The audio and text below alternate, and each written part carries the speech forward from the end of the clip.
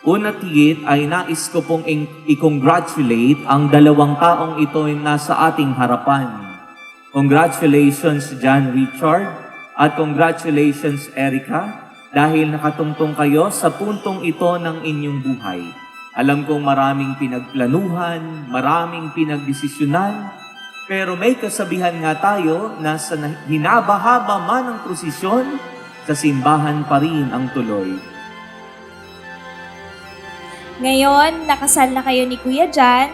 Sana yung relasyon ninyo ay magkaroon ng isang mabuting pagsasama. Sana mangibabaw ang pagmamahal, respeto, tiwala, at pagpapakumbaba kung meron man kayong hindi mapagkakasunduan.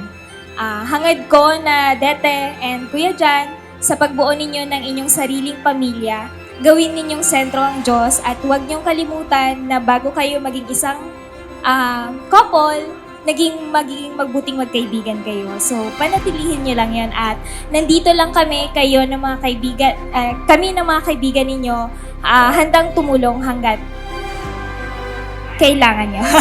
Yun lang naman. Love, finally, yung 7 months na pinaghandaan natin, ngayon ay nandito na.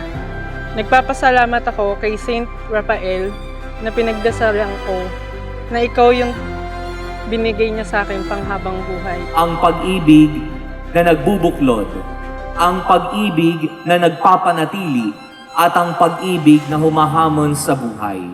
Unang refleksyon, ang pag-ibig na nagbubuklod. Sa sakramento kasi ng kasal, mayroon tayong tinatawag na unifying factor. Ibig pakahulugan, pagkatapos ng kasal na ito, kung dati you live in separate ways, iba ang buhay ni John sa buhay ni Erica. Kaya pagkatapos ng kasal na ito, ang buhay ninyo'y magiging isa.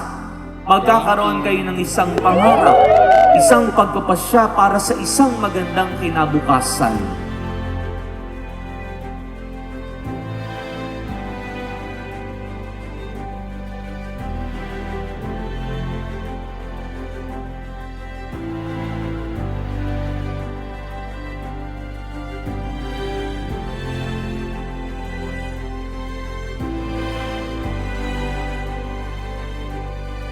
Forever mo ba na maituturing ang iyong asawa na si Erica? Amen ba?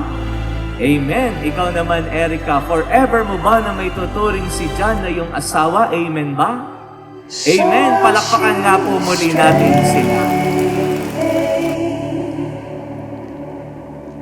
The only thing that takes my breath away is you.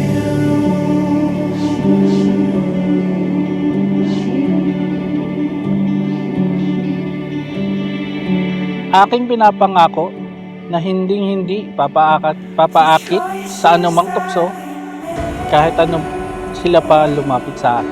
Wow! Ang masasabi ko lang po sa aking mga manugang at aking anak ay sana ay magkaibigan. Sana magsama kayo ng habang buhay.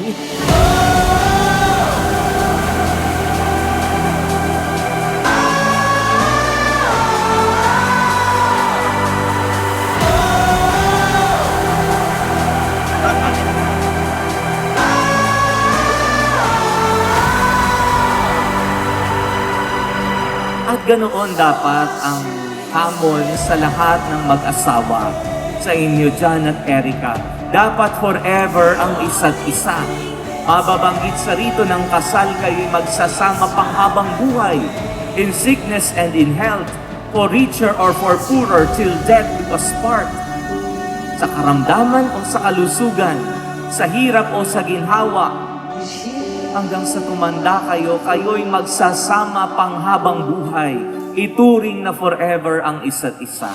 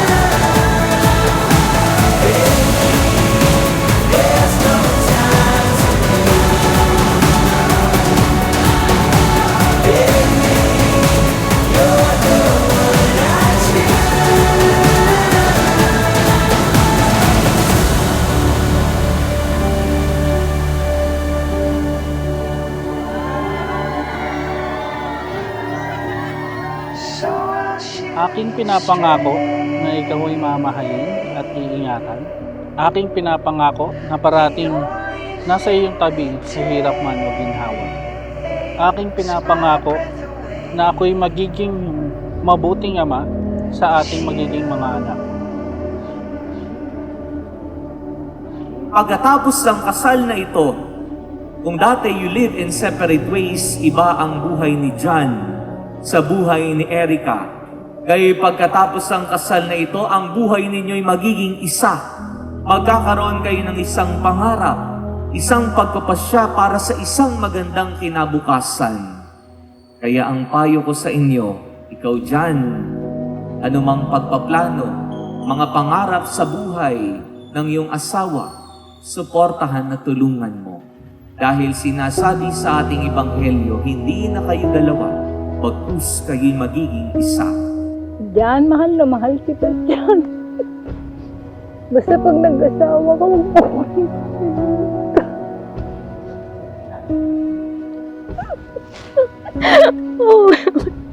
Dito push ka. Tandaan mo dyan, mahal na mahal kita.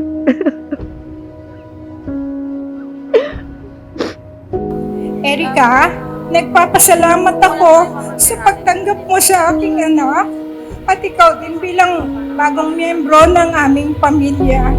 Sana lagi niyong hilingin sa Panginoon ang kanyang patnubay upang lalong mapagtibay ang inyong pagmamahalan habang buhay. At sana magkaroon na ako ng apo sa inyo. Nagpapasalamat po kaming dalawa sa Panginoong may kapal at nagpapasalamat po kami sa inyong lahat ng dumating, lalong-lalo na po sa ating mga magulang, mga ninong at ninang, mga kaibigan, mag-anak. Tandaan mo dyan, mahal na mahal kita. Thank you sa lahat ng tao na nandito, especially, syempre, sa mga magulang ko.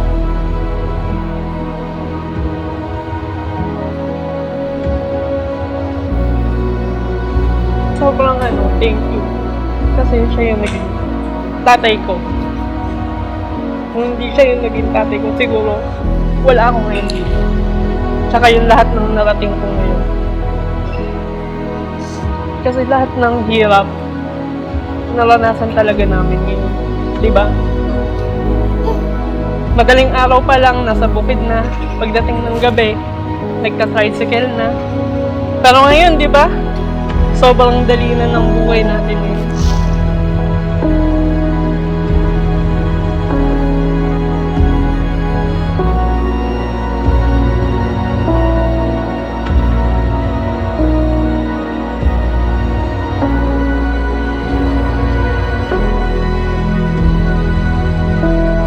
John, you may now kiss the bride.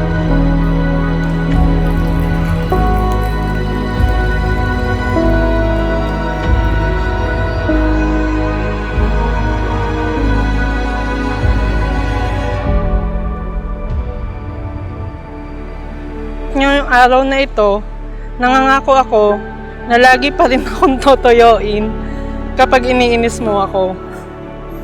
Alam ko namang mamahalin mo pa rin ako sa kabila ng mga kapintasan ko. Pero ito yung tatandaan mo, love.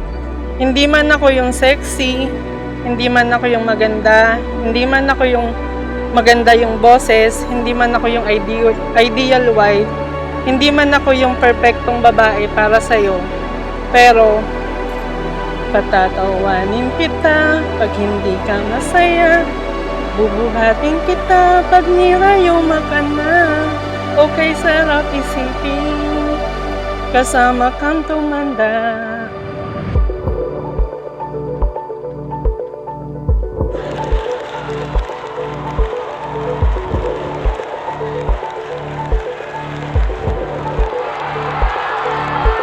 Salamat kasi almost 3 years na tayo, pero yung pinaparamdam mo sa aking pagmamahal, laging bago at kailanman hindi nagbabago.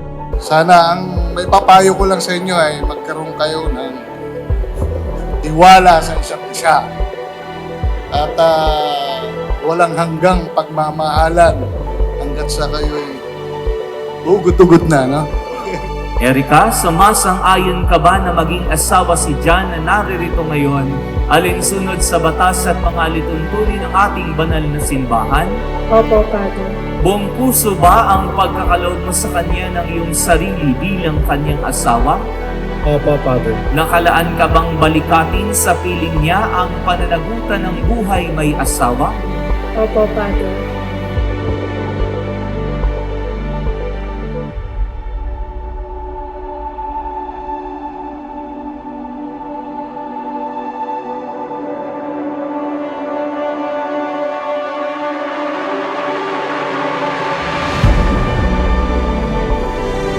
Habang ako'y naglalakad sa altar na ikaw, isa kang regalo na binigay ng may kapal.